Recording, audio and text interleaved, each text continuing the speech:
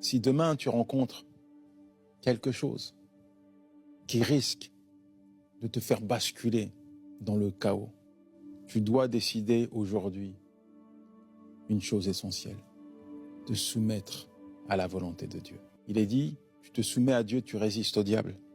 J'aime bien cette image de Samson et Dalila. Quand Samson s'est soumis à Dalila, eh bien, il a perdu sa force. Et quand il s'est repenti, il s'est tourné vers Dieu, il a retrouvé sa force. Quand tu te soumets à Dieu, l'ennemi ne peut pas t'attaquer. Quand tu te soumets à Dieu, il y a la présence de Dieu qui comble ce vide. Quand tu te soumets à Dieu, il y a la force de Dieu qui se déploie au sein même de ton épreuve, au sein même de tes faiblesses. Tu vois la force de Dieu te donner la force d'affronter tes faiblesses.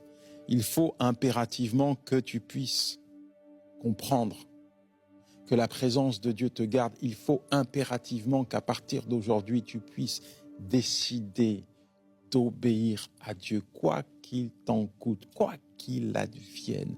Peu importe ce que tu vis, ce que tu traverses, décide qu'à partir d'aujourd'hui, tu te soumettras totalement à Dieu.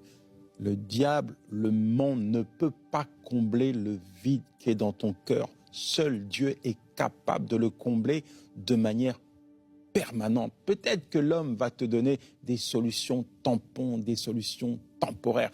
Peut-être que le diable va utiliser certaines choses pour te laisser croire que ça va combler ce vide. Mais quand Dieu dit « ma présence te suffit, ma grâce te suffit », tu dois expérimenter ces paroles parce qu'elles sont vraies.